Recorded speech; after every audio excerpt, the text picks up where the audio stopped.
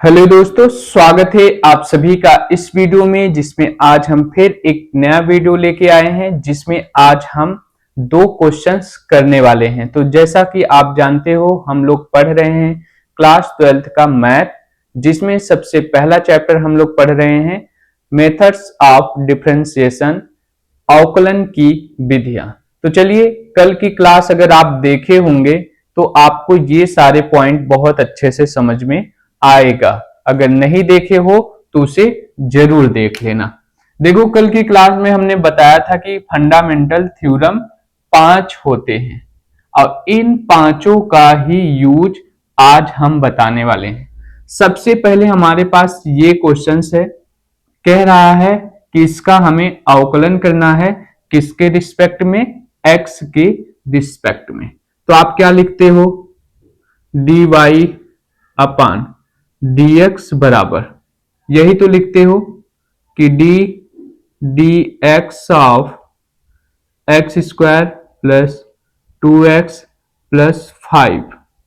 ठीक, ये हमारा कोई फंक्शन हो गया, किसके रिस्पेक्ट में अवकलन हो रहा है, x के रिस्पेक्ट में हो रहा। ठीक है, अब देखो इसको इस तरह से आप नहीं कर सकते। इसको करने के लिए फंडामेंटल थ्योरम का पहला वाला अप्लाई करना होगा। वो क्या कहता है, वो कहता है कि जब भी आपके पास ऐसी स्थिति आ जाए कि 3-4 फंक्शन आपस में जोड़ हो या घटाना हो और कहे अवकलन करने को, तो उनको अलग अलग कर लोगे। कैसे, जैसे एक्स स्क्वायर हो गया plus D D x of 2x हो गया plus D D x of 5। ठीक, इस तरह से कर लोगे। अब यहां पे ध्यान से देखो, अगर dy अपान dx बराबर क्या आएगा, इसका जब आप अवकलन करोगे तो ध्यान से देखोगे कि x की पावर n वाला फार्मूला लगेगा। x की पावर n वाला फार्मूला क्या होता है, तो x की पावर n का जब हम अवकलन करते हैं तो हमें मिलता है n इंटू एक्स की पावर n माइनस 1। अब यहां n के जगह पे 2 है, 2 जब यहां पे रखोगे तो x की पावर 2 का करोगे तो आएगा 2, x के पावर 2 माइनस 1 आएगा। सॉल्व करोगे तो 2x हो जाएगा, तो डायरेक्टली ये लिख लेता हूं 2x plus D D x of 2x। अब देखो यहां पे थ्योरम नंबर 2 यूज होता कि किसी भी चर के साथ अचर हो यानी कि कांस्टेंट हो तो उसे हम बाहर निकाल लेते हैं, बाहर निकाल लेते हैं और लिखते हैं D D x of x।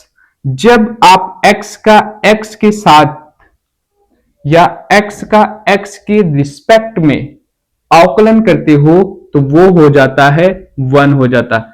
क्या हो जाता है, 1 हो जाता है। तो फाइनली अगर आप देखोगे इस चीज का वैल्यू 1 हो जाएगा और इसमें मल्टीप्लाई कराओगे तो 2 ही आएगा।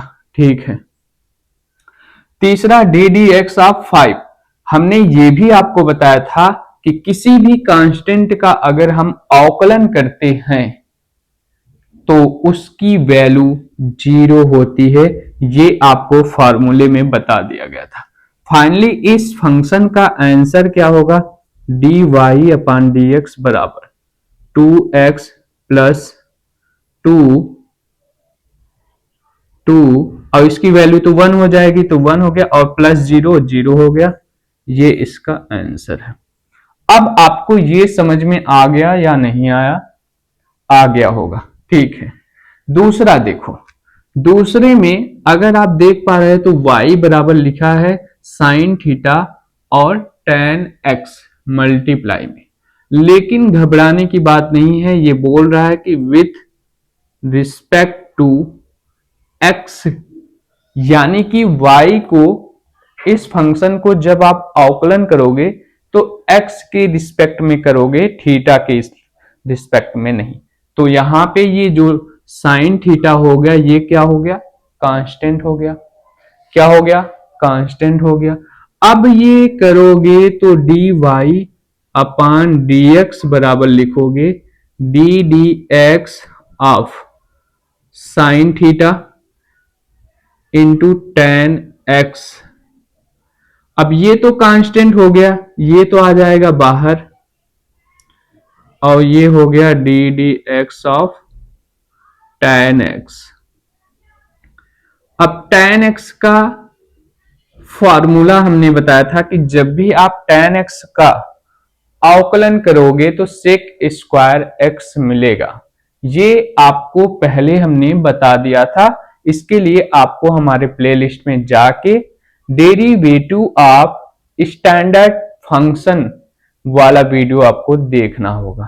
ठीक, तो वो वीडियो देखने के बाद आपको सारे फॉर्मूले समझ में आ जाएंगे। इसका करोगे तो आएगा सेक स्क्वायर एक्स, और एक्स बचा, एक्स का करोगे तो एक्स के रिस्पेक्ट में हो जाएगा 1। तो ये क्या हो गया, आंसर हो गया। हो सके आपको अभी क्लियर ना हुआ हो तो घबराने की कोई बात नहीं है। ठीक, अभी हम लोग स्टार्ट किए हैं, खत्म नहीं किए हैं। आपको समझ में आएगा 100%। कल मिलते हैं, तब तक के लिए जय हिंद।